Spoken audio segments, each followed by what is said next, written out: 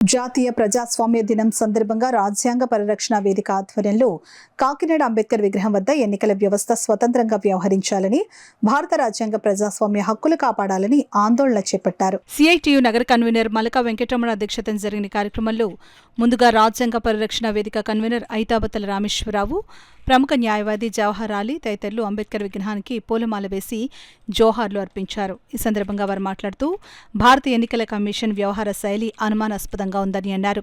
ప్రతిపక్షాల పట్ల ఒక విధంగానూ, అధికార పార్టీ సభ్యుల పట్ల మరొక విధంగా వ్యవహరించడం ఎన్నికల కమిషన్ స్వతంత్రతను దెబ్బతీస్తుందని అన్నారు. మహాదేవపురంలో రాహుల్ గాంధీ లేవనెత్తిన ప్రశ్నలకు ఎన్నికల కమిషన్ సమాధానం గౌరవప్రదంగా లేదని అన్నారు. ఎస్సీ ఎస్టీ యునైటెడ్ ఫోరం నాయకులు టి నూకరాజు, సిఐటియు జిల్లా అధ్యక్షుడు దువశేష్ బాబ్జీలు మాట్లాడుతూ సెప్టెంబర్ 15న అంతర్జాతీయ ప్రజాస్వామ్య దినం సందర్భంగా రాజ్యాంగ పరిరక్షణ వేదిక ఆధ్వర్యంలో ఆందోళన చేపట్టి ప్రజలను చైతన్యపరచడం సముచితంగా ఉందని అన్నారు. ప్రజాస్వామ్య దేశంలో వ్యక్తి ఆరాధన, రాజ్యాంగ హక్కులను కాలరాస్తూ నియంతృత్వానికి దారితీస్తుందని అన్నారు. ఈ కార్యక్రమంలో Kashi Balayya, Bayya Kumar, K Maurya, G Satyanandam, Rambabu, Prashanth, Madhu, Lakshmipathi, K Satyaraju, K Nagajyothi, T Rani, CH Vijayakumar, T Raja, J Seshu, R Ramesh, Y Srinivas, U Satyanarayana, Konki Ravi, Nagabattala Suryanarayana, Palaka Rajendra Prasad, Nandivada Subbarao, కరి నాగేశ్వరరావు, మోహనమురళి, మేడిసిటి వెంకటరమణ, పలివెల వీరబాబు తదితరులు పాల్గొన్నారు. ఇదే సమయంలో మనం ఆలోచించాల్సింది, అనురాగ్ ఠాగూర్ అనే ఒక ఎంపీ, బీజేపీ ఎంపీ, తను అడిగితే 6 నియోజకవర్గాల విషయంలో అవకతవకలు జరిగాయి, నాకు డిజిటల్ రిపోర్ట్ కావాలంటే ఆ డిజిటల్ రిపోర్టు ఎలక్షన్ కమిషన్ అతనికి ఇవ్వడం జరిగింది. అదే సమయంలో రాహుల్ గాంధీ గారు అడిగితే మీరు ఎఫిడవిట్ ఇస్తామంటున్నారు. ఇక్కడ మనం ఆలోచించాల్సింది ఏమిటంటే, లాజిక్గా ఆలోచించవలసింది, ఏదైతే రికార్డులు ఉన్నాయో, ఎక్కడ అవకతవకలు ఉన్నాయో, ఎక్కడ 1,00,000 ఓట్లు గల్లం తేనియో మహాదేవపురంలో, ఆ రికార్డులన్నీ కూడా రాహుల్ గాంధీ గారు తయారు చేసినవి కాదు. ఆ రిపోర్ట్లన్నీ కూడా ఎలక్షన్ కమిషన్ వారి దగ్గర ఉన్నటువంటి రికార్డు. ఆ రికార్డులకి ఎఫిడవిట్ రాహుల్ గాంధీ గారు ఇవ్వాల్సినటువంటి అవసరమే ఉంది. ఎలక్షన్ కమిషను తేటదల్లం చేయాలి. అలాంటప్పుడు బీజేపీ నాయకుడు అడిగితే అతనికి డిజిటల్ రికార్డు అంతా ఇవ్వడం జరిగింది. మన ప్రతిపక్ష నాయకుడు అడిగితే ఇవ్వలేదు.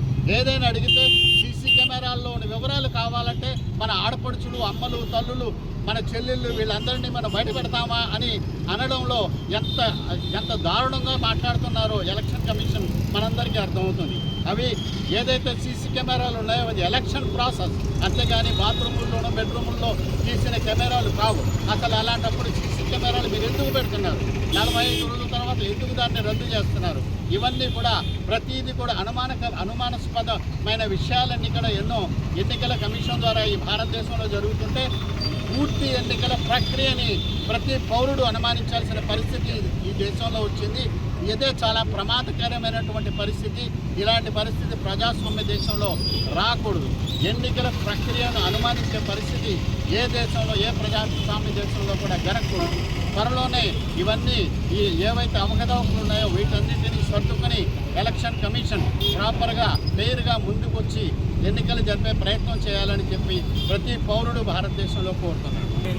అడిగిన దానికి అపోజిషన్ అడిగిన వాళ్ళకి ఇవ్వట్లేదు, వాళ్ళ పార్టీ వాళ్ళు అడిగితే సమాచారం ఇస్తుంది.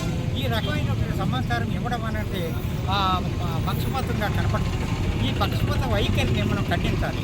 ఎందుచేతనంటే, రాజ్యాంగ పరిరక్షణ ఓ కమిటీలు ఎక్కడెక్కడ ఏర్పడ్డ కారణం ఏంటంటే, రాజ్యాంగాన్ని హక్కులన్నీ తొంగులో తొక్కి వాళ్ళు ఇష్టం వచ్చినట్టుగా ప్రవర్తిస్తున్నారు. ఏమన్నా ప్రశ్నించి అడిగితే వాళ్ళు అరెస్ట్ చేస్తున్నారు. వాళ్ళకి బెయిల్ ఇవ్వట్లేదు.